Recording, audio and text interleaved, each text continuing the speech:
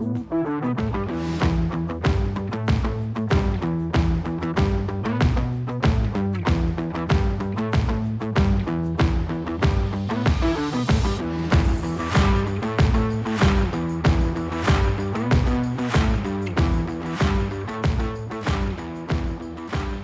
and welcome to the Defining Your Niche podcast, where we dive into alternative asset classes within commercial real estate.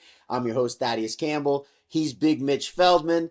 You guys don't see that underneath, but on our screen it says Big Mitch Feldman, which is fantastic. A return guest, very rare actually. There's only been 3 or 4 people that have been multi-time people coming on the podcast. So really thankful for Mitch. He's the owner, founder, all-around leader of the Feldman Companies, a massive developer in the self-storage world, and a really exciting time. And I was really excited to bring Mitch on because there's been a lot changing in the self-storage world over the last few years. And he's particularly poised in a place where has some really great insights onto what's going on. So first and foremost, thanks for agreeing to come and talk to me again. Thanks for having me. Always great to be with you. So I'm surprised I'm one of the rare few that have made a second appearance. I think you're number 5. Everyone be wanting to come and be with you, Thad. I think you're the 5th person. I'm going to just pat myself on the back. It's not a lack of people wanting to come back. It's mostly I got a lot of people that want to be on. So that's great. Good this for you. particular time, I'm going to tell you the truth. If your son Jordan hadn't chickened out from coming on, I probably would have had him on instead of you. But right. You guys are doing something in the self-storage world that we've started to see pop up a little bit. And I wanted to dive into it. I'm going to deep dive. Usually I start off with the question of how you got into self-storage. If you haven't seen the first episode with Mitch, go back and look for it. It's on YouTube. You can find it easily. And he answers that question very eloquently. So I'm not going to ask him again how he got his start in this wonderful asset class. But I want to talk a little bit about what's gone on in the last 3 years. Obviously, Jerome Powell opened his mouth in April of 2022. The Fed started this aggressive hike of interest rates in an attempt to curb inflation, which hasn't seemed to work very well on the inflation side of it, but certainly changed the landscape for self-storage developers and commercial real estate developers in general. But we've seen the market adapt. And one of the things we're starting to see is people with a track record providing finances to people who maybe don't have a track record, instead of having to go the traditional route of, going to a local bank and get construction financing. Some guys that have a healthy track record are giving an opportunity for some newer developers to get financing. So tell me how that happened, how the Feldman Company is obviously doing it. It's one of the reasons that I wanted to bring you on. How did this become a thing? I think, storage development, I talk to people all the time and, that are in other industries or in multifamily or retail or assisted living. And they'll say to me, man, self-storage is easy. There's 2 bathrooms and there's 2 managers. There's no maintenance. There's no one calling you to bother you about plumbing or fixing the refrigerator. And, storage is easy. You're in an easy business. And it's not, because at the end of the day, we're building empty buildings. And when we open the door, the first guy walks in, he says, oh yeah, I'll take a 10 by 10. Great. That's $150. So, there's a long, there's a long period to stabilization. You have to have big interest carry, interest reserves, operating reserves. Otherwise you get in trouble. And we've seen people not have enough reserves and not have enough operating, and they get themselves in trouble. And the days of build and flip sort of went away a while ago, and people aren't just buying. The big REITs, I think, got smart and they stopped paying the big dollars for the CO product. So what's that mean? It means that a developer needs to structure his financing and engineer his equity and debt in order to build the property, build the building, get it through its lease up period, maybe to stabilization or somewhere close to stabilization before they can have a capital event. So developers are trying to look for that value add, that capital event. There aren't as many that are developing and holding. We have those guys. So as interest rates went up and equity costs went up, it became harder to raise equity and harder to get debt. You couldn't get the value for the debt. The sizing of the loans weren't there. Even bridge loans, the sizing wasn't there to get you out of your more expensive construction loan. So I think that you saw obviously extra space and now public storage, but there are other storage operators. I think Prime has a program. I mean, a lot of them do now. I can probably name five of them where they're doing bridge financing. Some are doing construction, and they are providing that equity, that debt for the sponsor, and that's kind of where it emerged from. There was a need, and it was hard to achieve that as a developer, and I think guys were getting stuck. I'm going to follow up. I got a couple questions that come out of this. One is something that I learned in this process. I started in storage in 21, right, where it was like the glory days of you're underwriting to a 36-month Yeah, economic stabilization, and you're thinking, oh, this is going to happen in 18 months. 36 is being super conservative. yeah, Flip the script ahead a few years, and 36 might have been not conservative enough. And what we obviously didn't look at in 2021 into 2022 is the effects that DSCR is going to have on the total amount you can mortgage out when you go to refi this thing as you're coming through the economic right, stabilization process. Not only did interest rates go up, but we had this shift in DSCR that went from 1.15, 1.2 to 1.25. That made a massive difference when you're talking about a loan with a 7.5 or 8% interest rate versus a sure, 5% interest rate. The amount of money you could then lend against that project, I mean, dropped by massive amount. And then yeah, you're also having to go out and instead of maybe getting 75 or 80% loan to cost on debt, you're getting 65%. So you're having to go raise more equity, which is always going to be more expensive than your debt. The correct. moral of the story is people got pinched. And I'm interested to pick your brain a little bit because you're so tied into industry. Have we really seen the fallout of some of those projects that got underwritten in 2021, 2022 that are still not going anywhere? I think we're seeing the fallout now. We're getting calls and we're seeing projects that are are getting refinanced, and the lender or the lenders are not sizing it to what the existing loans are. So there's recaps that are available or that are going on where the sponsor, the developer, needs to bring more equity to the table to pay down a loan, or they have to pay a rate cap. And there's fundraising going on at this point for those, or someone's got to pony up and you got to make a capital call, which no one likes to do. So that's happening, and we're seeing it. I think properties, we're hearing about properties that didn't get finished that are on the market, and properties that are needing refinancing that they don't know what to do. So it's there. It's real. And one of the reasons I love speaking to you is because you've been in this game now for 25 years. And everyone kind of always talked about self storage has never really had a downturn. Self Yeah. storage is recession proof whatsoever. This has been a challenging couple of years for storage. I'm interested to see if you've seen a time like this in the last 25 years that sort of resembles what we're going through. I don't think I have, but I wouldn't say that. I still maintain storage is recession resistant. Yeah. And what we're seeing is not due to the industry having a problem. Rates went up very quickly after COVID, so we had big increases.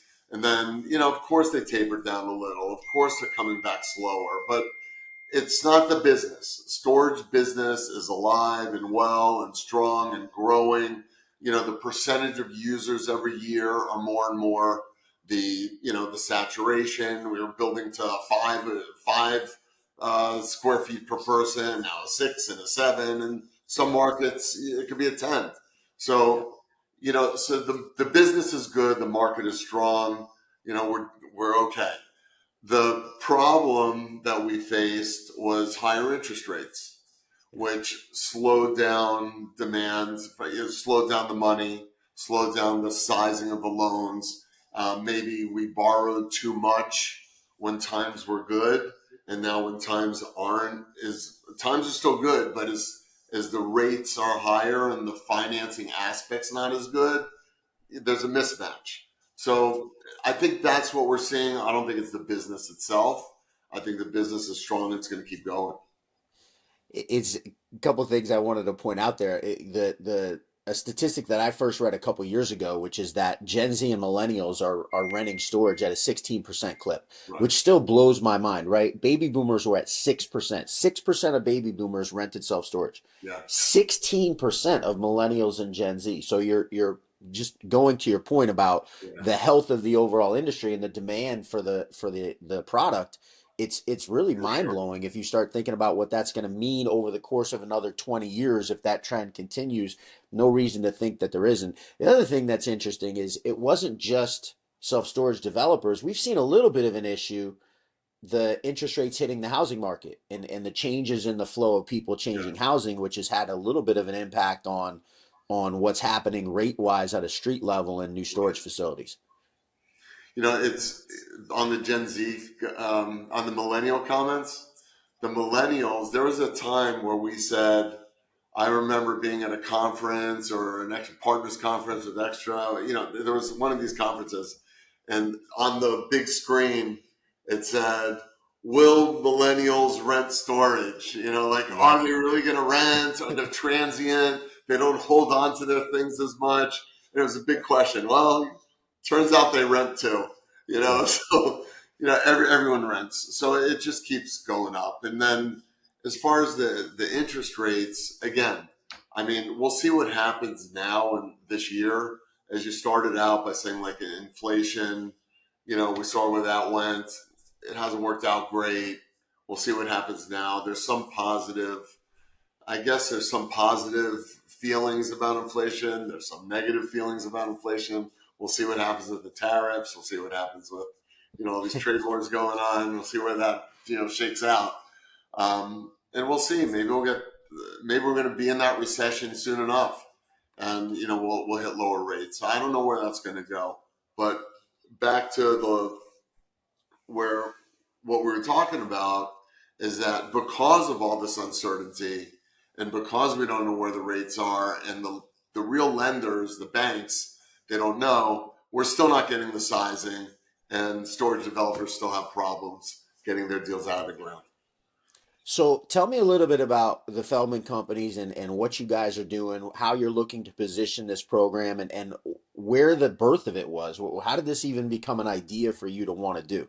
So we're developers, right? I mean, we're pure developers. We don't have a management company and a brand that operates. And we learned a long time ago when we first started, we're going to manage it ourselves. And I learned very quickly that's not my skill set.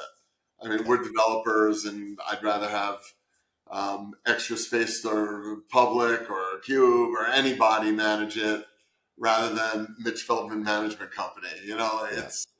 I'm a real estate owner.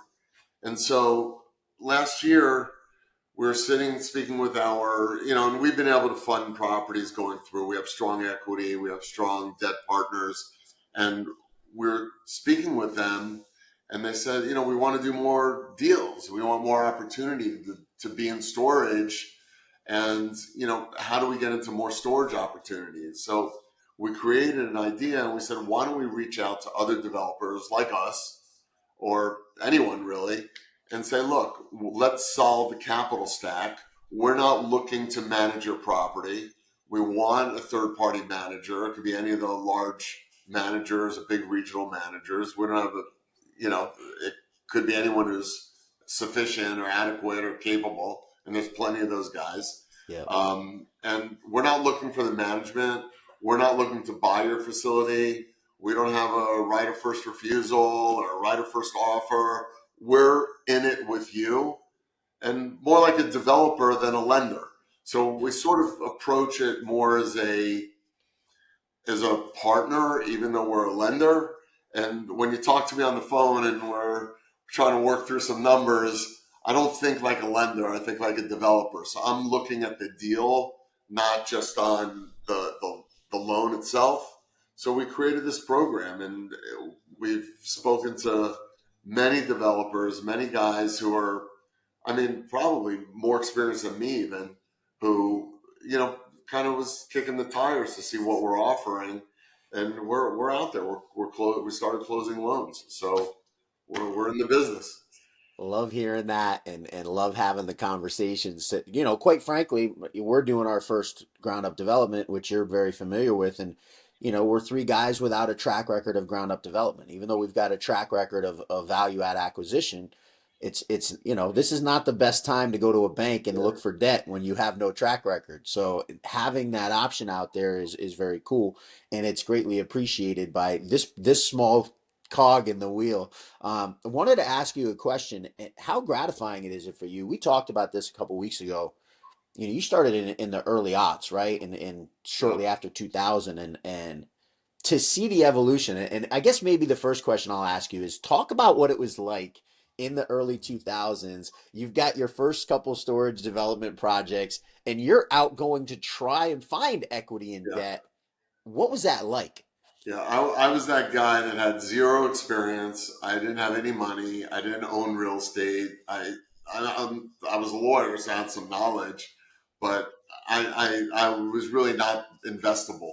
And I'd go in my tie and I'd go knock on doors. I'd go to every rich guy I knew. No one would give me money. And if one of those guys are watching this, watching this podcast or watching the rerun, they know who they are. And today, when I'm still friends with these guys, we should have invested with you back then. We missed the boat, but Yeah. it, I couldn't raise money. I could not do it. No way I could get a loan. And I found a developer partner, Yeah. and they took a chance on me. They had some experience. They had the ability to get the loan. They had the equity, and they had control over me, but they got it done. I mean, and they let me learn, and I learned on the jobs. And then, I had another partner who, I remember sitting in his office, and he wanted to do two projects with me at the way beginning. And he picked up the phone while we're sitting there. He picked up the phone and he called his bank. He just called the bank and he says, "Hey, I'm sitting with the guy. His name is Mitch Feldman. He has no money. He can't get a loan, but he's my partner. And I want you to treat him and deal with him as if it's me." And the guy said, "Okay." And he's going to say, "I'm going to give him his number. You're going to call him." And he hung up the phone. And that's where we got our loan from. I didn't know what just happened. I was blown away, blown away. But you need guys like that to get you started. You need help. It's impossible to just wake up one day and start developing. You got to have a partner, and I mean, and a lender and equity. So I think that our program is kind of like that. We're not really a lender, and it's all construction loans. So we're not doing bridges. We're doing construction. And most of the guys are doing bridges, and I get it. They don't want to take that construction risk, but we're the developer. We understand how the development works. We can bring value add. We're bringing in the GCs. We're helping like with the design. We're just helping. So we treat it differently. I always find this so fascinating about this industry. I didn't get into self storage till I was 47 years old, 46, 47 years old. Had multiple careers before this. Nothing even remotely like the kind of cooperation that happens in this Yeah, asset class. And I know we talked about this a little bit the first time, your conversation that just went, because you've come full circle in this cycle, right? Like you were the guy that needed that yeah, partner. I had Buddy Morgan on. My Buddy Morgan's a developer out of Oklahoma City. Just finished his first facility. It opened 2 weeks ago, and same story. He knew what he wanted. He knew what he wanted to do, but he had to go find a partner who had the connections in the debt world and the equity world to get that done. How cool is it for Mitch Feldman now to fast forward 20 years, and now you're that guy that's able to go out and lend a hand to somebody yeah. who might need it? It's very rewarding, and you know what? I learned. I was very blessed when I got into it, and I had, I mean, just the people that I was around, and I've always had great people around me, and I think that's key. And I have to tell you, no one ever took advantage of me.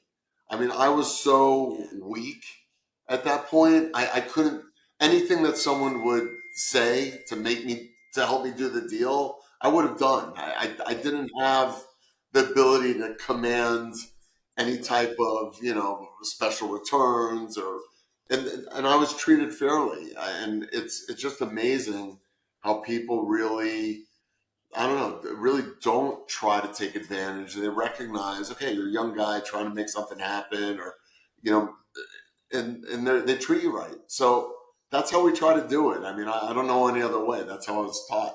That's how I learned. So I I try. I'm not predatory. I just want to do deals with good people. I mean, that's I really the bottom line. I find this so fascinating. My first career was in television. Master's degree in broadcast journalism, and I was working in small town. Like we were in Kearney, Nebraska, Mitch. This is nowhere you would ever go except on purpose, right? There's no accident that brings you to Kearney, Nebraska. And I'm at a TV station in a newsroom on a holiday. So short staffed. We've got all the regular news, but we've got half the staff working. And I'll never forget, I asked one of the anchors to not even cover a story. I covered the story. I asked them to write the story and edit it, like 20 minutes worth of work. Right. And I got a, no, that's not my job. Now, mind you, that day I had covered 5 different stories, right? And I was asking this person to take one of them. Right. And I'm saying this to make a point, which is that in most industries, people will take advantage of you, Right. right? It's super common in most things I've ever done. Why do you think in storage and in commercial development on a greater level, there is that spirit of cooperation? I think, maybe because it started as this kind of mom and pop industry and it was so unknown. It was an ugly duckling. I feel like when I first got into storage, it wasn't sexy at the time. No one knew what it was. It was kind of like these long warehouses with garage doors. And we started building the pretty 4-story, 5-story, 6-story buildings and, climate controlled. And it started growing, but I think it was a very sort of cottage industry almost. And you had guys like, you had these guys in the business that were accessible Yeah, because it was small. So you'd go to a conference and you'd meet, you know, Ken Woolley, you'd meet Mike Burnham, back in the day, Mike Burnham was one of the first guys I met from Storage Mart. yeah. And he went to Canada for a while and then he came back. But to this day, I still have a cell phone from when I was 20 years ago. I had a cell phone 25 years ago. You want to And, hear when I something ran into crazy? him at the last storage conference that he came to after Yep, years of not being at conferences, yep. he gave me a hug. He's like, Mitch, what's up? And I used to call him, even like 10 years later, I would call him and ask him questions. For advice. So the guys were accessible. And I think you talk to anyone, the public, the extra, all these big guys. You could talk to, you know, McFarland. You could throw names out, and they're all there on a phone call, and Yep. they're all there to help. I don't know why that is, but I think it's just the nature of our business. So Even I'll tell you what, even when we're looking at a property yeah, and we become like a blue dot on Radius, yep, we'll get a call from another developer yep, that I know, and sort of loosely, and they'll ask me, "Are you really building it? What's going on?" And yep. they'll talk to you, and we trade information because no one wants to hurt each other. I find that so fascinating. You brought up Mike Burnham, which I'm lucky enough to also have his cell phone number, which is still blows my mind to this day. But I asked him this. He was on the podcast, and I asked him this question. I'm like, why? This is when I first started. I was with Legacy Developers, and we had a project in San Antonio. I'll never forget. They looked at it they were going to buy it as a development project, and because they were entering that market, turned out they didn't end up wanting to buy it, but they were willing to go through our whole design. And like Mm, that's not a small amount of yeah, time investment, right? yeah, Like you're going to go dig into our construction drawings and look at our unit mix and give us advice on how we should do the unit mix. And your storage mart, and this is our second project we're ever going to get out of the ground. And I said, what's in it for you? And he said, what's in it for me is two things. Number one, of course, is being a good human being. But number two, if you go into a market where I have assets and you build the wrong thing, you can really hurt my assets. Mm. So it's not just magnanimous me wanting to help you, but like as a storage owner, I know, and obviously they have, they've built a whole second Oh portfolio yeah, after having their first one taken yeah, over. Have been there and done that in every way you can imagine. He said, I've seen what can happen to my asset when the wrong asset goes across the street and someone builds it. So we're going to be more than happy to give our advice and try and help you guys out because your success ultimately can help my success. It's such a mind-blowing concept because it yeah. seems so logical and it seems to like that would work in any asset class, but it doesn't Right. happen that way in every asset class, which is really cool. It's true. It's true.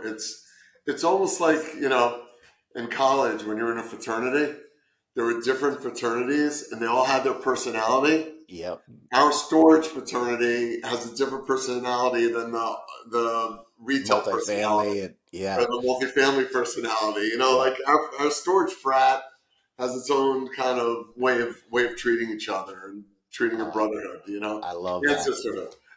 I love that. And quite frankly, I think about this a lot as you know this, we're diving into this small bay industrial flex, Yeah, which we really see as an opportunity because there hasn't been any of this stuff built in the last 30 years, quite frankly. It hasn't penciled right. It hasn't been the best use of land.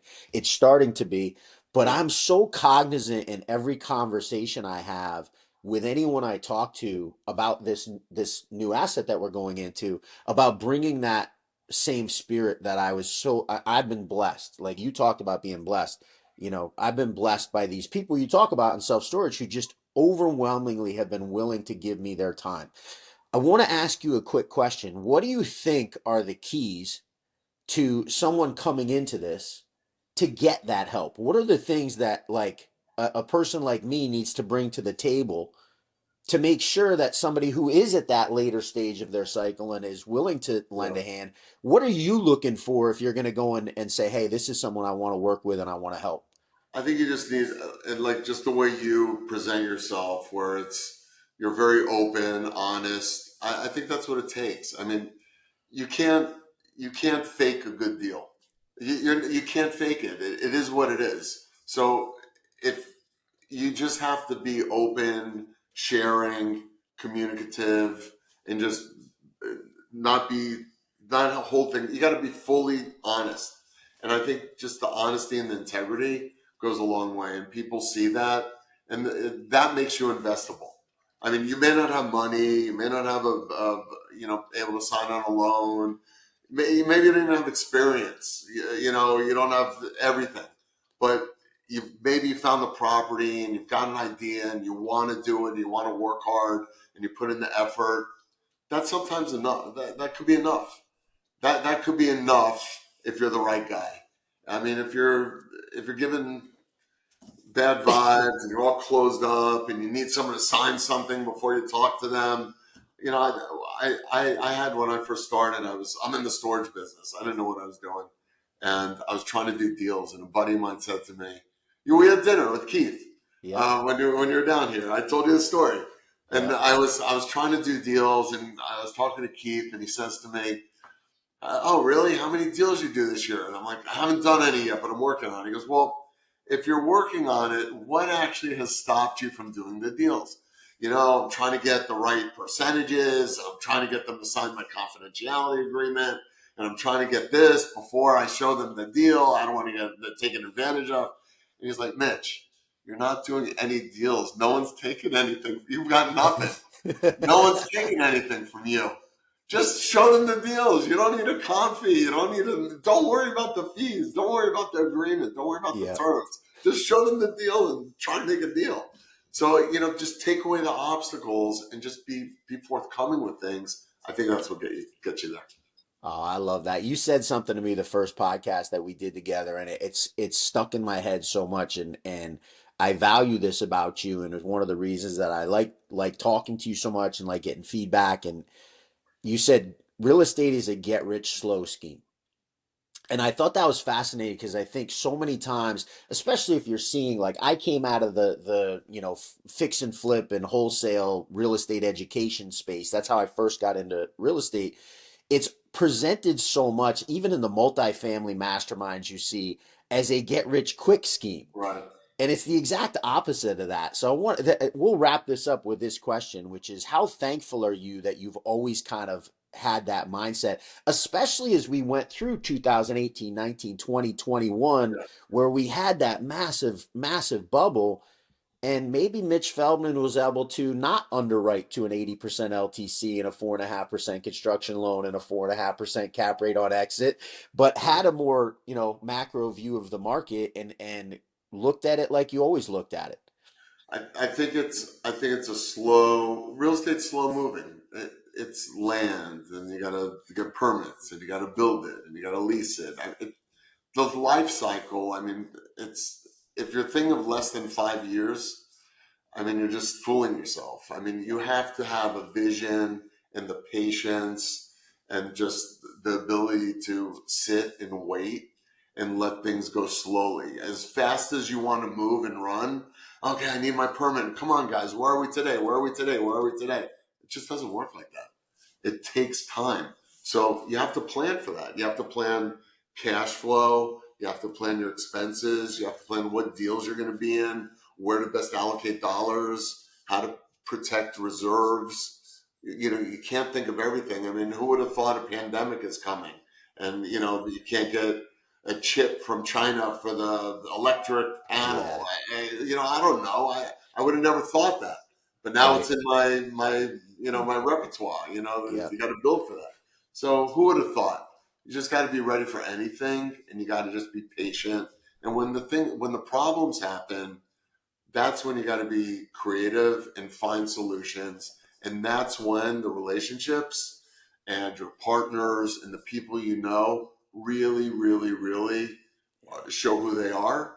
And that's when you can get through it. You can't go it alone. Can't go it alone. I love that. I heard this from my first real estate mentor, which was your network is your net worth, right? And it's so you're so spot on. These are not projects that one person can do. You can, I guess, like you could try and do it, but you do one project in your whole life because Yeah, there's so many different parts to it. right, right. It's a different vision. Listen, so thankful for you to come and spend another half hour. Somebody that is interested in talking to you about the Feldman companies and your construction debt program, what's the best way to get a hold of Mitch Feldman and talk about it? Either go to my website, email me, call me. Everyone has my cell phone number. I could put it out here. I have your cell phone number. We'll scroll it at the bottom so people have your Shoot me email an and your. email. I'm so easy to get a hold of. I'm the easiest guy to find, and you can't miss me. I'll be at the conference this week. Grab me. I'm around. Grab all my guys. They're all big, 6 feet. They're all either named Justin or Matt or Biggs or Beggs. There's like a very common themality to the people that you hire in your office. Is great. You Six hired six Santy, feet, and I'm two like, I hundred don't know what to do pounds. with All Santy. right. He doesn't fit into the whole structure of the Mitch Feldman companies. Mitch, man, what a pleasure. Thanks, Can't buddy. thank you enough for coming on and digging in. This is a fascinating thing that's happening. You talked about it, I guess, right? There's a problem. Debt and equity are harder to get. Yeah. We find a solution, right? We find a way Yep. to go leverage people that have had more experience. So appreciate you so much for what you do for the industry. And Thanks, as man. always, an absolute blast to spend some time talking to you. Keep up the great work. Always good to see you, my brother. Appreciate it, my friend. That's it for this week's episode of the Defining Your Niche podcast. We will be back next week. As always, actually, next week, going to be the new episode will air with the SSA show. So looking forward to seeing you down in Orlando, actually in a couple days. So love it. Appreciate it. Mitch, we'll talk soon. And thanks everyone for watching. See you, buddy.